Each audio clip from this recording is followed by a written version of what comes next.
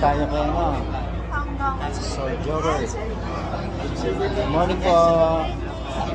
Morning, tita. Anong problema niyo, tita?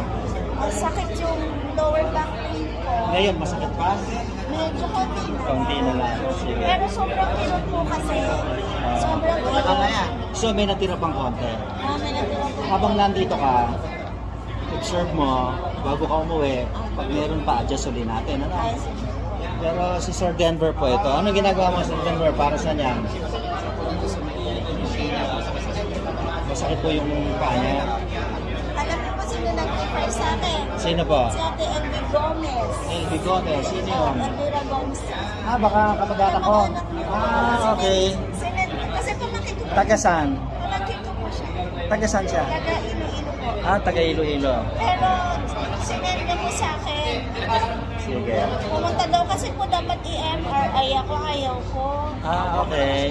Kasi po mas sobrang sakit po. Pero ano, di ginawa ka dito lang. Pag-alis mo, maginawa Hindi ka. kasi po si Si Kuya Sir Jobert ang ano, Sir Jobert ang in charge. Tsaka si Sir, okay ba yung nangihilot sa'yo? Okay naman yung ganyang kagwapo. Okay.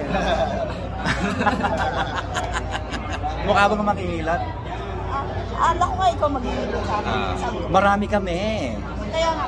Pero si Kuya Javier daw po, pag okay na ako, papupuntahin ko daw po dito. Apo. Kaya sabi niya, na-request niya na puntahan ko muna tapos siya daw susunod. Luluwas mo siya from Iloilo. From Iloilo. Sige. Time will come. Baka kami naman po ang pumunta ng Iloilo. Ay, sige po. Nalawin niyo po doon. Time will come. Kung lolobin po ng Panginoon. Mag-ano po kayo doon? Maglagay kayo Soon. ng brand. Pag na... Kaya nga kailangan marami kami. Madami kayong kamag-anak ng mga Gomez sa amin. Mga pamangkin ko, puro Gomez po. Puro Gomez. Ang dami po doon. Sige. Punta po kayo.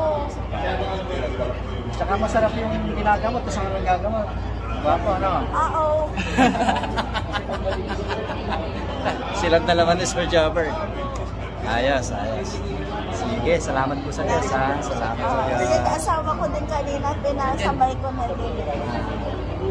Natapos na ata. Basta bago kayo umuwi, no? Sabihin niyo pag meron pa, sisimutin natin, ha? Kung masisimot, pagka hindi masisimot, bigyan niyo kami ng second session. Okay? Sige. Salamat sa Diyos.